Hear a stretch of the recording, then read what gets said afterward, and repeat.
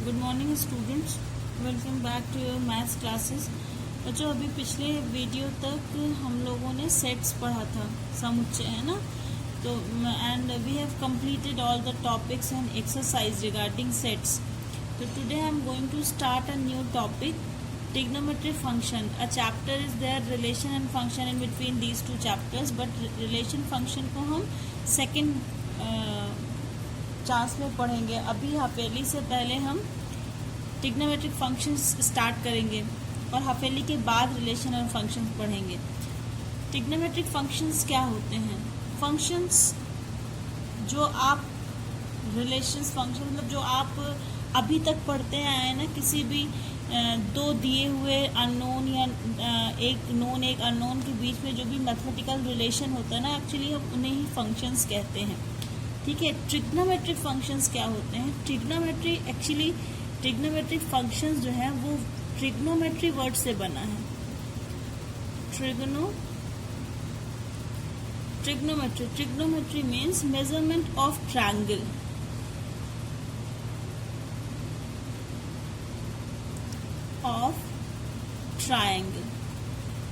ठीक है।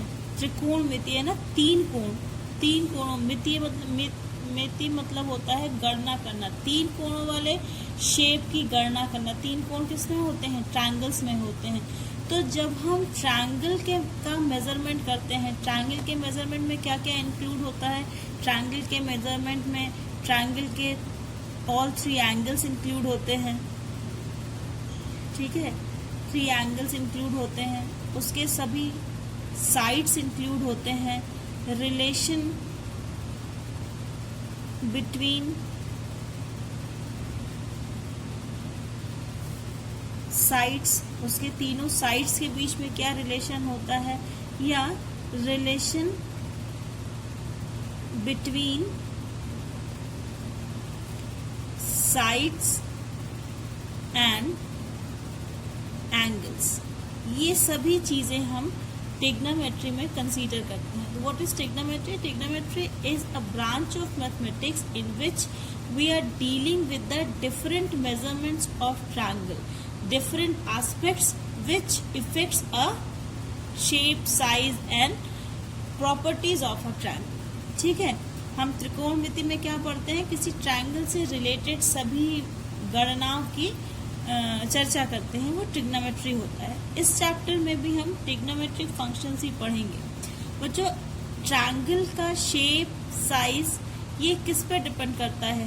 दो चीजों पर। एक तो भुजाओं पर, ट्रायंगल के भुजाओं की मेजरमेंट पे कि भुजाएं कैसी हैं। भुजाओं के आधार पे हम उन्हें समकोण त्रिभुज, right angle triangle, isosceles triangle, equivalent triangle, इस तरह से क्लासिफिकेशन करते हैं। और दूसरा ये जो साइड्स हैं इसकी ए बी, बी सी, ए सी, और दूसरा इनके एंगल्स पे डिपेंड करता है कि ये जो इसके आर्म्स हैं इनके बीच में एंगल कितना है। तो सबसे पहले ट्रिग्नोमेट्रिक फंक्शन पढ़ने से पहले सबसे पहले हम बेसिक लेके चलेंगे, that is angle. What is an angle? Angle क्या होता है? अगर हम किसी प्लेन में एक फिक्स्ड पॉइंट O ले लें, ठीक है, और यहां से हम एक फिक्स्ड रे ड्रॉ करें, फिक्स्ड रे, ठीक है, इसे हम कहते हैं इनिशियल लाइन, या हिंदी में कहते हैं प्रारंभिक रेखा। और इसी पॉइंट से एक हम दूसरी रे लें जो रे इस पे रोटेट कर सके, मतलब इस पॉइंट पे फिक्स हो और वो यहां से आगे पीछे मूव कर सके। ठीक है। Suppose it is OX, we take another line which can move in this direction और दिस डायरेक्शन। तो सपोज करो कि यहाँ से ये लाइन ऐसे थी, एक दूसरी लाइन जो ऐसे मूव कर रही है। ठीक, तो मूव करके किसी टाइम पर इसकी पोजीशन ये है OY। This line is called final line और अंतिम भुजा। ठीक है।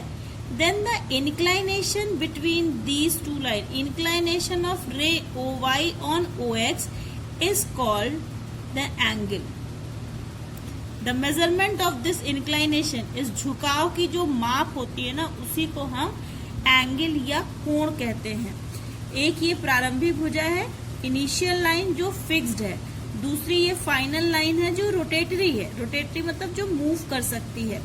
तो ऑब्वियसली अगर किसी रे का एक पॉइंट फिक्स होता है, दूसरे पॉइंट को अगर हम रोटेट कराएंगे उसके अबाउट, तो वो एक सर्कुलर पाथ में रोटेट करेगा, है ना। आपने छोटे क्लासेस में पढ़ा है ना कि एक घोड़े को अगर किसी खूंटे से बांध दे तो वो कितनी परिधि तक, कितने सरकमफ्रेंस तक वो घास चर पाएगा। तो वो हमेशा एक सर्कुलर एरिया होता है जहां पर वो घास चर पाता है।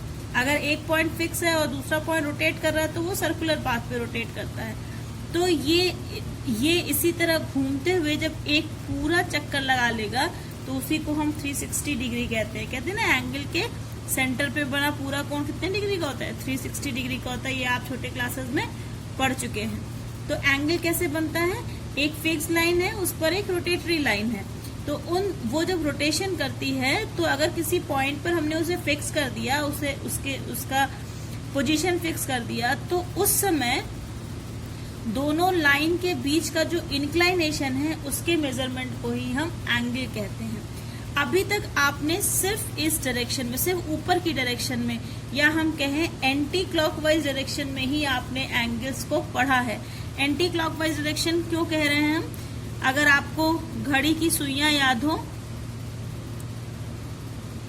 तो घड़ी की सुई जो है वो ऐसे, अगर यहाँ पे 12 है, यहाँ पे 1 है, 2 है, तो ये इस डायरेक्शन में घूमती है ना, इस डायरेक्शन में। 2 से फिर 3 बचता है, फिर 4 बचता है। तो इधर घूमने को ये हो गया क्लॉकवाइज, मतलब जैसे सुई घूमती है घड़ी के सुई के हिसाब से घूमना, ये हो गया क्लॉकवाइज डायरेक्शन। लेकिन अगर किसी जगह पर रोटेशन 12, 1, 2, 3, 4, 5, 6, 7, 8, 9, 10, 11, किसी इंस्टेंट पर अगर मोशन इधर की जगह इस तरफ हो, मतलब 12 से 11 पे, 11 से 10 पे, 10 से 9, मतलब इस डायरेक्शन में घूमे, ठीक है। तो इस डायरेक्शन में घूमने पर क्या होगा? ये एंटी क्लॉकवाइज, मतलब जिधर क्लॉक घूमती है उसके एंटी डायरेक्शन में, यानी ये हो गया एंटी क्लॉकवाइज डायरेक्शन, ठीक है। इधर से घूमेगा तो इधर से, मतलब ये यहां से इस तरह नीचे इस तरफ से घूमे तो ये क्लॉकवाइज डायरेक्शन हुआ, इस तरफ से घूमे तो एंटी क्लॉकवाइज डायरेक्शन हुआ, ठीक है। तो चूंकि यहाँ पे ये पॉइंट फिक्स है तो ये लाइन इधर भी घूमने की पॉसिबिलिटी है, यहाँ से इस तरफ जाए और यहाँ से इस तरफ जाए, दोनों ही पॉसिबिलिटी है। तो अभी तक आपने सिर्फ एंटी क्लॉकवाइज डायरेक्शन के एंगल्स पढ़े हैं छोटे क्लासेस में। Now you are in class 11 ना, तो अब हम दोनों डायरेक्शन कंसीडर करेंगे कि अगर ये final line anti clockwise direction में मूव करे तो कैसा एंगल बनेगा, और क्लॉकवाइज डायरेक्शन में मूव करे तो कैसा एंगल बनेगा।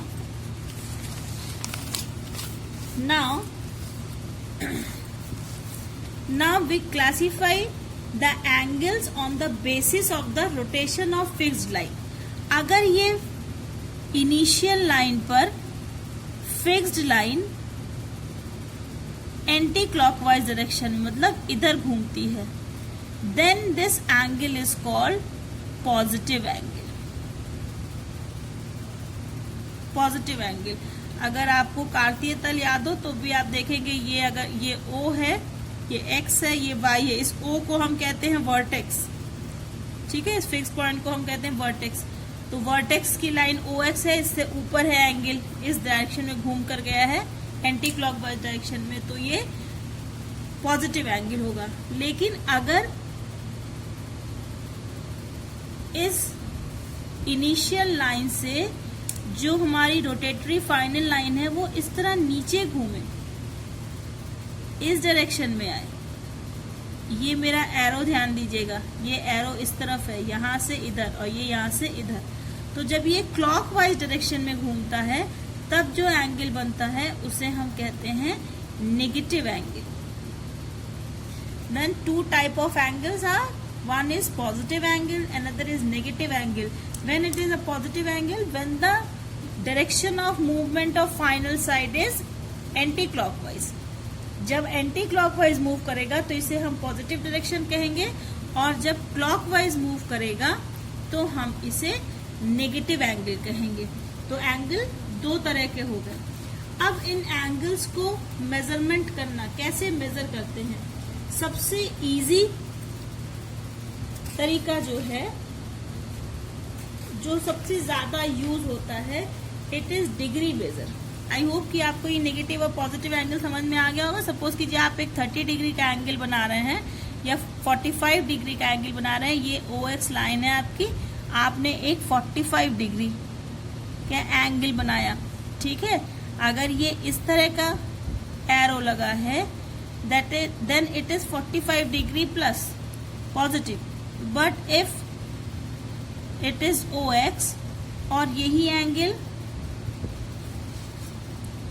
ये 45 तो नहीं है, नियर अबाउट 30 डिग्री होगा, ये इस डायरेक्शन में रोटेशन हुआ है, then it is -30 degree. Okay, तो इस तरह से नेगेटिव और पॉजिटिव एंगल होते हैं. Now system of measurement of angle. System of measurement of angles जो हमें पढ़ना है वो दो सबसे मेनली पढ़ना है. एक तो डिग्री मेजर और दूसरा रेडियन मेजर. पहले हम पढ़ते हैं डिग्री मेजर. डिग्री मेजर कैसे निकालते हैं?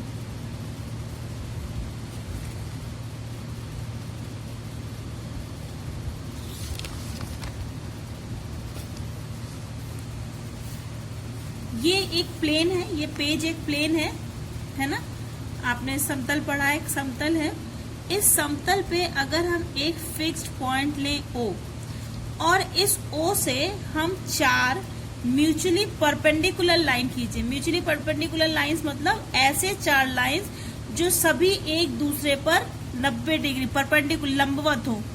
ये एक लाइन हो गया OX, ये इस पे परपेंडिकुलर लाइन हो गया OY, ये इस पे एक OY पे परपेंडिकुलर लाइन हो गया OX डैश, और OX डैश पे परपेंडिकुलर हो गया OY डैश. तो ये हमारा बन गया निर्देशांक. हमारा निर्देशांक कैसे बनता है? When we draw 4 mutually perpendicular line from a fix point, then it divide our plane into 4 parts. ठीक है, 4 भागों में बांटता है. First quadrant, second quadrant, third quadrant और फोर्थ क्वाड्रेंट. ठीक है, अब ये जो म्यूचुअली परपेंडिकुलर लाइंस है ना, इनके बीच के एंगल को हम मानते हैं 90 डिग्री. मतलब हर एक लंब रेखा को हम मानते हैं कि किसी भी दो लंब रेखा के बीच का कोण जो होता है वो 90 डिग्री या समकोण होता है. क्या बोलते हैं इसे? Right angle. राइट एंगल मतलब 90 डिग्री, या हिंदी में क्या कहते हैं? समकोण 90 डिग्री. ठीक है, समकोण. तो इसका मतलब क्या हुआ कि 1 डिग्री क्या होगा? अगर इस एक पार्ट को, एक समकोण को हम 90 इक्वल पार्ट्स में डिवाइड कर दें, तो जो एक पार्ट की वैल्यू होगी it will be the 1 degree. ठीक है, if we divide, if we divide the angle between any two perpendicular lines in 90 equal parts, 90 equal parts, then each part will be of 1 degree. ठीक है, अगर हम 90 इस perpendicular angle, दो perpendicular lines के बीच के एंगल को, बीच के पार्ट को 90 इक्वल पार्ट्स में डिवाइड कर दे तो जो एक पार्ट की वैल्यू होगी इट विल बी 1 डिग्री। ठीक है, यानी 1 right angle is equal to 90 degree. ठीक है, 1 right angle is equal to 90 degree. अब जो हमारा 90 पार्ट करने पे जो 1 डिग्री मिला था उसको अगर हम फिर से 60 इक्वल पार्ट्स में डिवाइड कर दें तो उस एक पार्ट की वैल्यू होती है 60 मिनट की। ठीक है, मतलब 1 degree is equal to 60 minute. 1 minute, ये साइन है मिनट का। 1 मिनट इज इक्वल टू, अगर हम 1 डिग्री को if 1 degree divided into 60 equal parts, ठीक है, देन वैल्यू ऑफ 1 पार्ट। अगर हम 1 डिग्री को 60 इक्वल पार्ट्स में डिवाइड कर दे तो जो एक पार्ट की वैल्यू होगी वो 1 मिनट की होगी। ठीक है, तो 1 मिनट इज इक्वल टू कितना हो गया, 1/60 degree. Again if we divide 1 minute into 60 equal parts then it give 1 second. ये 1 मिनट में कितने सेकेंड से, डबल डैश जो है वो सेकेंड का है। तो एक राइट एंगल मतलब 90 डिग्री। 90 डिग्री को 90 इक्वल पार्ट्स में डिवाइड करें तो एक पार्ट की वैल्यू 1 डिग्री। 1 डिग्री को अगर 60 इक्वल पार्ट्स में डिवाइड करें तो एक पार्ट की वैल्यू 1 मिनट। और अगर 1 मिनट को 1 minute divided into 60 equal parts gives 1 second. अगर 1 मिनट को 60 इक्वल पार्ट्स में डिवाइड कर दे तो जो एक पार्ट की वैल्यू होगी वो 1 सेकेंड की होगी। तो 1 degree is equal to 60 minute and 1 minute is equal to 60 second. It is the degree measurement system. ये डिग्री मेजर का सिस्टम होता है। ठीक है, क्या सिस्टम होता है कि 90 डिग्री, दो परपेंडिकुलर लाइंस के बीच का जो मेजर है वो 90 डिग्री का होता है, एक समकोण का होता है। और फिर उसको हम 90 पार्ट्स में डिवाइड कर देंगे तो 1 डिग्री मिलेगा और 1 डिग्री को फर्दर 60 पार्ट्स में डिवाइड कर देंगे तो 1 मिनट मिल जाएगा। ठीक है, ये डिग्री मेजर होता है। सेकेंड है रेडियन मेजर।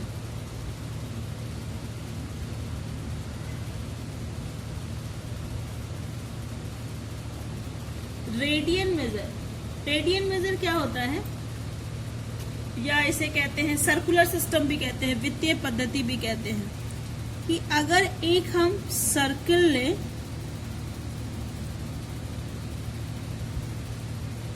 ये सर्कल का सेंटर O है, यहां से इसकी त्रिज्या, अगर सर्कल की त्रिज्या R है तो जितनी ये R की लेंथ है ना उतनी ही लेंथ का अगर हम कोई आर्क ले लें, ये सपोज करो ये x है और ये y, एक्स वाई जो है वो r के ही बराबर हो, तो ये आर्क यहाँ पे जो एंगल बनाएगा it is called 1c means 1 radian. What is 1 radian? If we take an arc equal to the radius of the given angle then the angle subtended by that arc on the centre is called 1 radian. Hindi में कैसे कहेंगे? यदि हम किसी वृत्त में उसकी त्रिज्या के बराबर चाप ले तो उस चाप के द्वारा केंद्र पे बने कोण की माप 1 रेडियन होती है। ठीक है, 1 रेडियन होती है। अब अगर इस एंगल एक्स ओ वाई की वैल्यू निकालें तो कितना होगा? चाप बटा त्रिज्या होता है, कोण बराबर, तो ये हो जाएगा AB अपॉन R।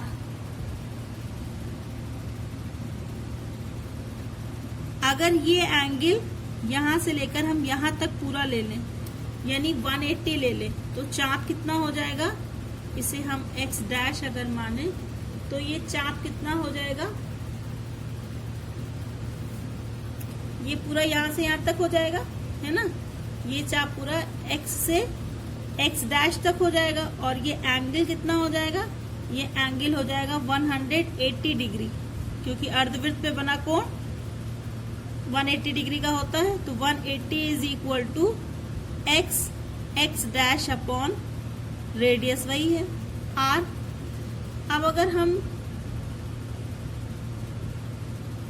इक्वेशन 1 को इक्वेशन 2 से डिवाइड कर दें तो ये कितना हो जाएगा, angle X O Y upon 180 degree is equal to A B by R upon X dash by R से आर कट गया, it is equal to A B upon X dash कितना है, ये अर्धवृत्त है, पूरे वृत्त की परिधि कितनी होती है 2 पाई आर, तो सेमी सर्कल की हाफ हो जाएगी, कट गया, यानी पाई आर, ठीक है।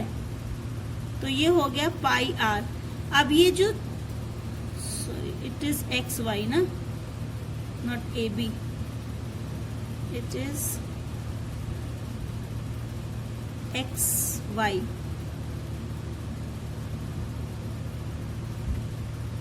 एक्स वाई हमने कितना लिया था, X Y is equal to R, है ना। So R upon pi R, और ये कितना हो गया, angle X O Y upon 180 degree. तो आर से आर कैंसिल हो गया, angle X O Y is equal to 180 degree upon pi, और एक्स ओ वाई की वैल्यू कितनी है 1 radian. So 1 radian is equal to 180 degree upon pi, it is the value of 1 radian. अब इसमें आप देखिए कि 1 रेडियन की जो हमने वैल्यू निकाली है, अब इस फॉर्मूले में बच्चों 1 रेडियन का जो हमने फॉर्मूला निकाला है, इस फॉर्मूले में कहीं पर भी देखो आर नहीं आया है, आर कट गया। इसका मतलब क्या हुआ कि जब हम रेडियन निकालते हैं, एंगल निकालते हैं रेडियन में, तो वृत्त की त्रिज्या का उस पर कोई असर नहीं होता। आप कितने भी रेडियस का एंगल लें, ये वैल्यू कभी चेंज नहीं होती।